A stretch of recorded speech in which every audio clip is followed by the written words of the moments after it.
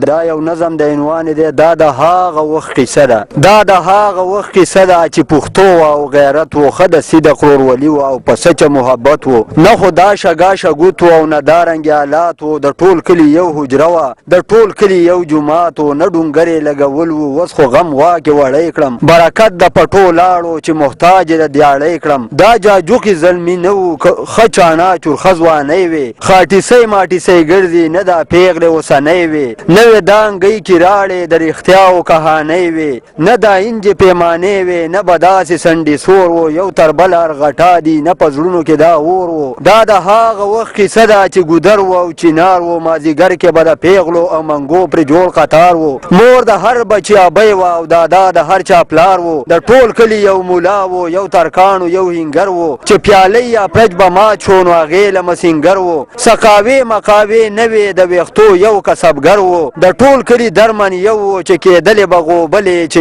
دلې به جوړېدل نو شرب کېدلې دا ټریکټر او تریشل نو غوبلې ویل غوایانو چې رشي به بادېدلې د خرې بتاو کسانو یا خاخی یا برشپېلو چې بوانه غونډېدلو دربو یا غومن علاجو د کوټو د سسېدلو و به یو جخ سر باندې وقل بد هر چا خپل جوغنډس پر خې موټي او پانس پیر به ساتله وکېړه په کونده کې ورپکې چې بس اسپار وو سر پوخ لغه خور با دا د کر کلی اوزار وو دا د هاغه وخت کې صدا د وربشو بډوړې وا په شملو کې به وګروا طبيعت لراډې وا یا قلت یا بنسکانو چا خړلې بخمچه یا بساګو د شړشمو یا بچا خړلې وچه ویني نه به د غنمو د جوارو به پولې وي د تویلې ټوپې په سر په خو د دروزه بسپلې وي انتظام دا درناو چې دیو او دی وټو یا لاټین یا بشونټې وا په غوجل بزولن کټو په چرګۍ کې به اور بل و انډېرې لمسې به خور و دا بې غې کې بناسو د مسوز لبټه کور و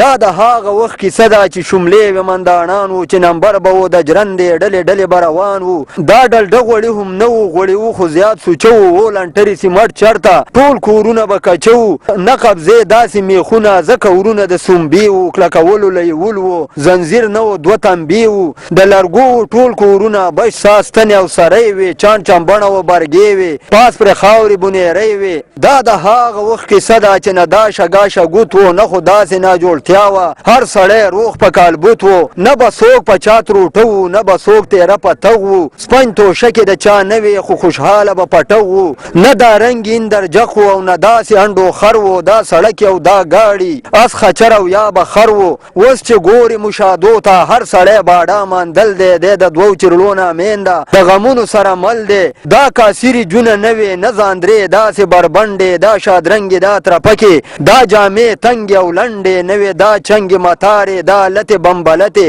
ترګمې او نظر ریبن دا تڼ او دا انګتې دا د هاغه وخت کیسه ده چې شپونکي ګډې بیزې وې د شپېلۍ په هغه ساز کې ناشنا غوندې مزې وې په یو غږ به راستانه شول په څاروو کې هم حیا وه د رمې سره بتللو خدای ګوسپي کې هم وفا وه یا ستار یا به ربابو یا به تمبل میلسیانو نه خو داسې بیم باجې وې او نه داسې شاعرانو د واده جنج به روانو سره ډولۍ به ځلېدله یو یابۍ به واهه تمبل او سندره به یې ویله دا ګډان اچونه نه وو وشاټول او بلبله وی اختر کې به بلنې هر سړی به ښه خوشحال و د میلو په لور به تللو باندې چغ به و او ټال و دا د هاغه وخت کیسه ده چې سپینګیري مشران وو روغې جوړې به کېدلې چې په حق وینا ګویان وو سمدستي به فیصله وه نه تاڼې وې نه تحصیل و نه به دا اوږدې قیسې وې نه دا جج او نه وکیل و هر کاله کې به میچن و پرې دانې بدلېدلې صفولو له به چج و په غلبېل به چڼېدلې و ننګرۍ له به شوکاڼی چې به مالګې ټکېدلې